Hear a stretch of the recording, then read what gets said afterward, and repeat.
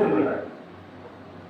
ఇక్కడ మీరు గమనించారో లేదో, అబ్రహాము తన కొడుకు పెళ్లి చేయాలనుకున్నప్పుడు తన ఇంట్లో ఉన్నటువంటి పెద్ద దాసుని, అంటే దాసుల్లో మేనేజరు, అతని ఇంట్లో పనిచేసే వాళ్ళు ఒక హెడ్ ఉంటాడు కదా, ఆ హెడ్ని పిలిచి నా కొడుకు పెళ్లి చేయాలనుకుంటున్నాను, ఇక్కడ అమ్మాయిలు మాత్రం వద్దు, నా సొంత దేశం వెళ్ళు, అక్కడి నుంచి ఒక అమ్మాయిని తీసుకోవాలరా అంటున్నాడు.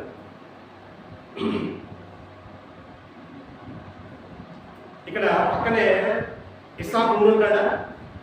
అబ్రహాము పెద్ద దాసుల మధ్య సంభాషణ. మరి పక్కన ఇస్సాకు ఉండుంటాడా? కొడుకు ఇస్సాకు ఉండుంటాడా? నేను రెండు చెప్తాను. ఒకటేమో లేడు అని అంటారు, రెండవది ఒకవేళ ఉన్నా కానీ నోరు మూసుకొని పక్కన నిలబడతాడు. మొదటిది ఏంటంటే ఇస్సాకు లేకపోవచ్చు ఆ సమయంలో, ఎందుకంటే పెళ్లి చేయాలి, ఎవరిని పెళ్లి చేయాలో అనేటువంటి నిర్ణయం పూర్తిగా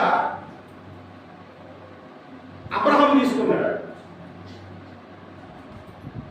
ఒకవేళ కొడుకు అక్కడ ఉన్నా కూడా కొడుకుని పిలిచి అలా నీకు పెళ్లి చేయాలనుకున్నారా, నీకు నిలబడని చెప్పి పక్కన నిలబెట్టి దాసుని పిలిపించి నా సొంత దేశం వెళ్ళి అక్కడి నుంచి ఒక అమ్మాయిని తీసుకోవాలరా అని చెప్పినప్పుడు ఇస్సాకు నోరు మూసుకొని వింటాడు, ఏం మాట్లాడాడు.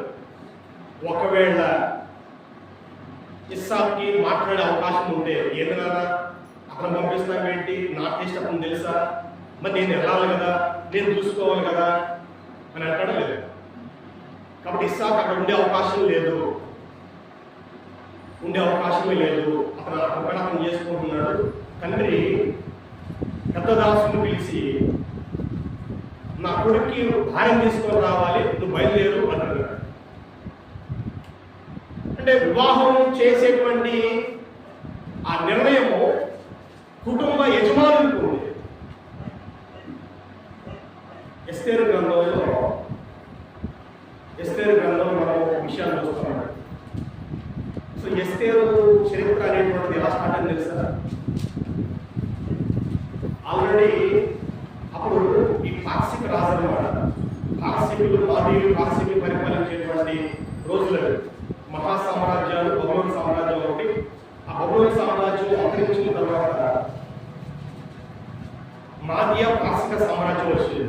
ముందేమో మాదీయులు పరిపాలించారు, ఆ తర్వాత చివరిలో ఈ పార్సికులు పరిపాలించారు.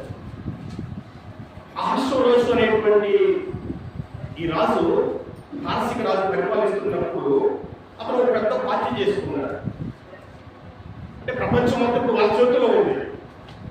అతనికి అనిపించింది ప్రపంచం మొత్తం నా చేతిలో ఉంది కదా, మరి అధిపతులు పిలిచి ఒక పెద్ద పార్టీ ఇద్దామని చెప్పి ఒక పెద్ద పార్టీ ఏర్పాటు చేసుకున్నాడు.